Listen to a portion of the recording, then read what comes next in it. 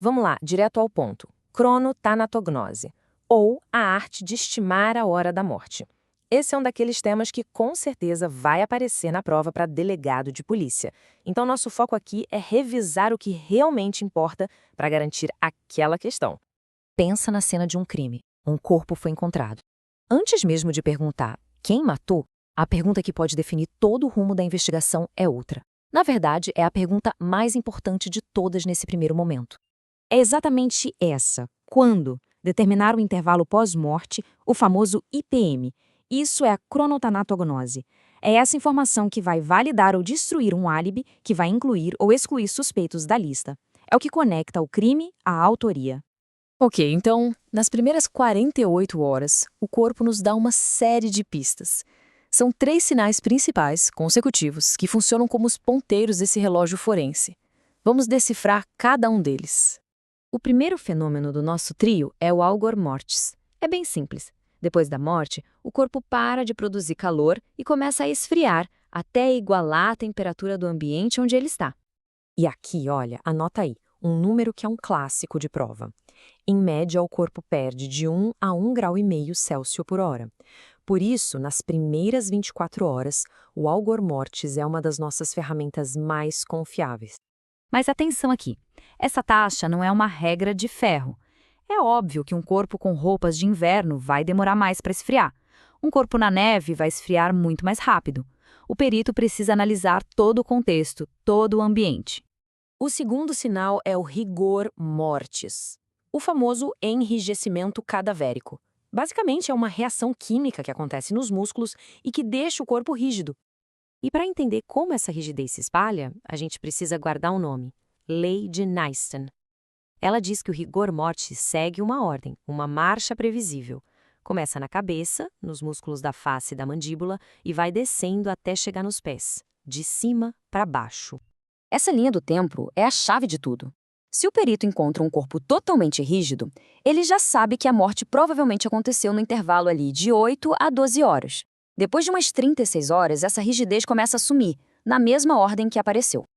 E o terceiro sinal do nosso trio é o livor mortis, também chamado de hipóstase. Sabe aquelas manchas arroxeadas na pele? É isso.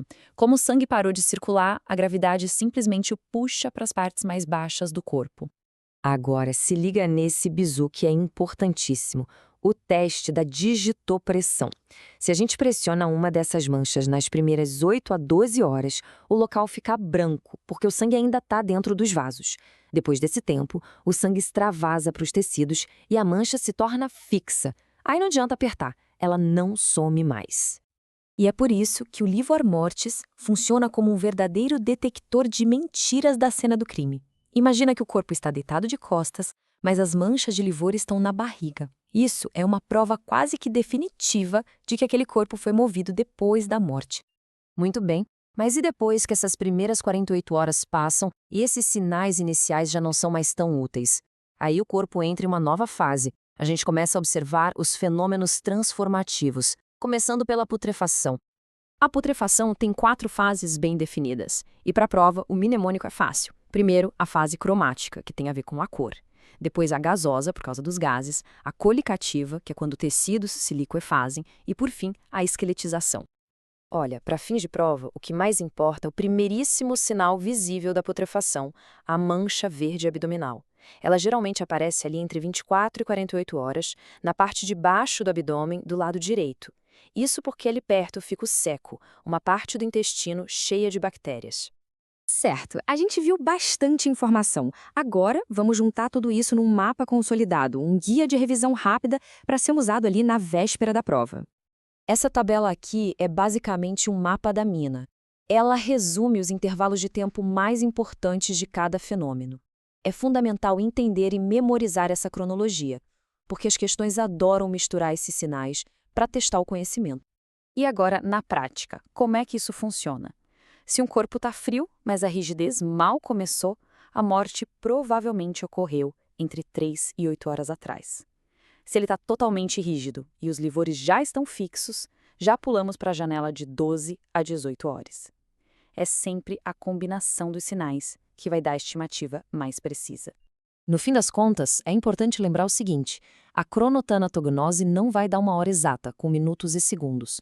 Ela nos dá uma janela de tempo, um intervalo provável. Só que exatamente dentro dessa janela que um álibi se prova verdadeiro ou falso. É ali que a investigação avança e a justiça começa a tomar forma.